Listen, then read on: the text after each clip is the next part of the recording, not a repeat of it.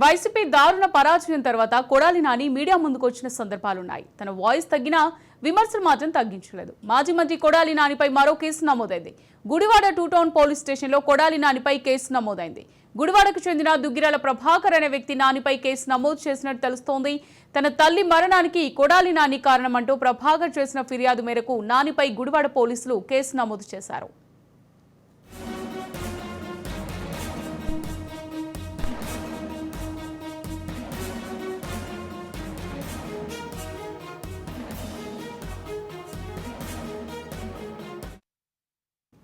కొడాలి నాని సహా AP beverages corporation మాజీ MD Vasudeva Reddy, గతంలో కృష్ణా జిల్లా జాయింట్ కలెక్టర్గా పనిచేసిన మాధవిలతారెడ్డిలను కూడా తన ఫిర్యాదులో నిందితులుగా పేర్కొన్నారు ప్రభాకర్. నేపథ్యంలో వీరి ముగ్గురిపై పోలీసులు కేసు నమోదు చేశారు. 448, 427, 506 RNW 34 సెక్షన్ల కింద ఎఫ్ఐఆర్ నమోదు చేశారు గుడివాడ పోలీసులు.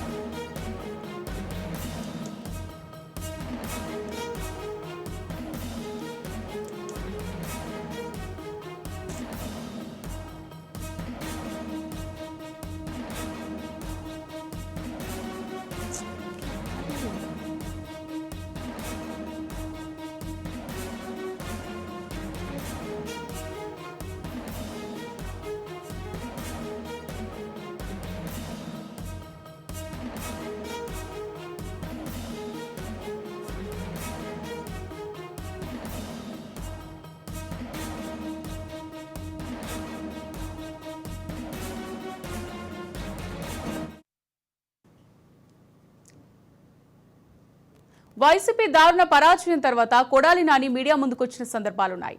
తన వాయిస్ తగ్గినా విమర్శలు మాత్రం తగ్గించలేదు. మాజీ మంత్రి కొడాలి నానిపై మరో కేసు నమోదైంది. గుడివాడ 2 టౌన్ పోలీస్ స్టేషన్లో కొడాలి నానిపై కేసు నమోదైంది. ఇక ఇదే అంశానికి సంబంధించి మరింత సమాచారం మా ప్రతినిధి శ్రీనివాస్ అందిస్తారు. శ్రీనివాస్, గుడివాడకు చెందిన దుగ్గిరాల ప్రభాకర్ అనే వ్యక్తి నానిపై కేసు నమోదు చేసినట్టుగా తెలుస్తోంది. తన తల్లి మరణానికి కొడాలి నాని కారణమంటూ ప్రభాకర్ ఫిర్యాదు చేసినట్టుగా తెలుస్తోంది. మరి దీనికి సంబంధించి డీటెయిల్స్ ఏ విధంగా ఉన్నాయి శ్రీనివాస్?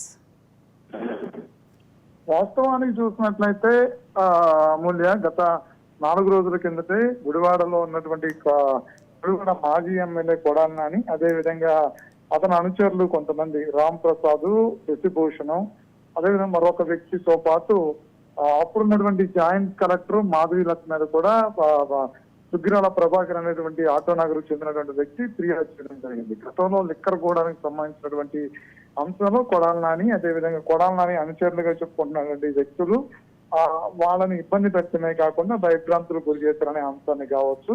తర్వాత ఒక వ్యక్తికి పద్మనాభరెడ్డి అనే వ్యక్తికి ఆ లిక్కర్ గూడాను లైసెన్స్ వీళ్ళ పొందినప్పుడు కూడా అన్అఫీషియల్ గా వాళ్ళకి దాన్ని అప్పచెప్పే అంశంలో వీళ్ళని ఒత్తిడి గురి చేసి ఇబ్బందులు పెట్టారని, తన తల్లి సీతామహాలక్ష్మి పేరు, దుగ్గిరాల సీతామహాలక్ష్మి పేరు ఉన్నటువంటి ఆ లిక్కర్ గూడంలో ఆ పేరు మీద ఉండటం, ఆవిడని కూడా ఒత్తిడి గురి చేసిన నేపథ్యంలో ఆవిడ ఒత్తిడి నేపథ్యంలోనే చనిపోయింది. దానికి ప్రధాన కారణం కొడాలి నాని, అదేవిధంగా జేసీ మాధవిలత, తర్వాత అనుచరులుగా చెప్పుకున్నటువంటి కొంతమంది పేర్లు చెప్పడం తో పాటు ఫిర్యాదు చేయడం జరిగింది. ఆ ఫిర్యాదుని తీసుకున్నటువంటి 2 టౌన్ పోలీసులు కొడాలి నాని మీద, అదేవిధంగా ఆ ఇతర వ్యక్తులు ఎవరైతే ఉన్నారో వాళ్ళందరి మీద 10 సెక్షన్ల కింద 448, అదేవిధంగా 427, 506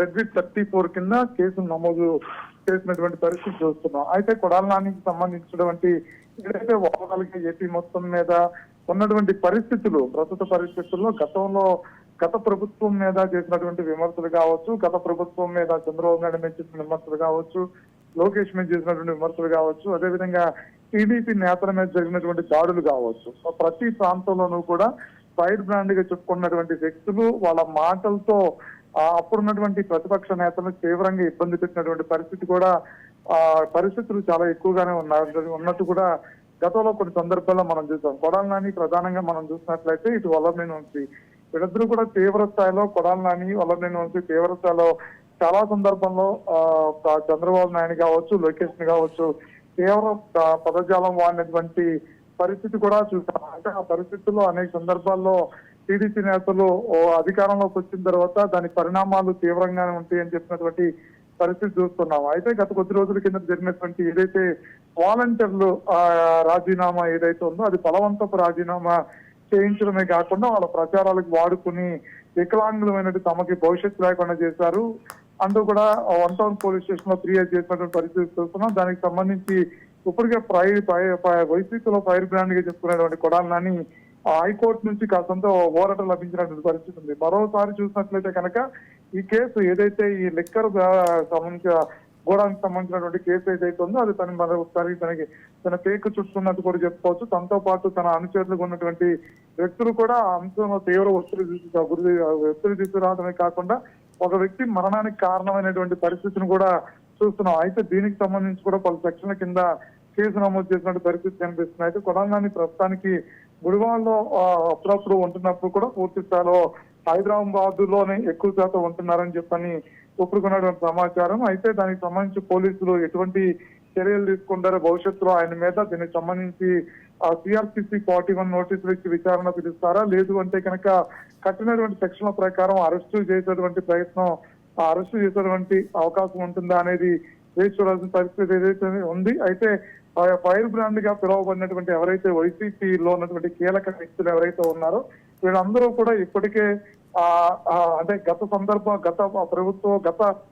పాలకు ప్రతిపక్షాన్ని చేసినటువంటి తీవ్ర వ్యాఖ్యలకు సంబంధించి మూల్యం చెల్లించుకోక తప్పదు అని చెప్పినటువంటి ప్రచారం కూడా పెద్ద ఎత్తున నడుస్తున్న పరిస్థితి. అందులో ప్రధానంగా మనం చూసినట్లయితే రోజా కావచ్చు, అదే విధంగా సజ్జల రామకృష్ణారెడ్డి కావచ్చు, తర్వాత కొడాలి నాని కావచ్చు, వల్లభనేని వంశీ కావచ్చు, అనిల్ కుమార్ యాదవ్ కావచ్చు, వీళ్ళందరూ కూడా తీవ్రమైనటువంటి పరిణామాలు భవిష్యత్తులో ఎదుర్కొనేటువంటి అవకాశాలు ఎక్కువ కనిపిస్తున్నాయి. ఎందుకంటే అందరూ కూడా మంత్రి గా పనిచేసి వచ్చినటువంటి వ్యక్తులుగానే వీళ్ళందరినీ కూడా చూడాల్సిన పరిస్థితి ఉంది. ఆ సందర్భాల్లో అనేక అవినీతి కూడా పాల్గొనే సందర్భాలు కూడా ఎక్కువ కనిపిస్తున్న నేపథ్యం కనిపిస్తుంది. Thank you for the update Srinivas.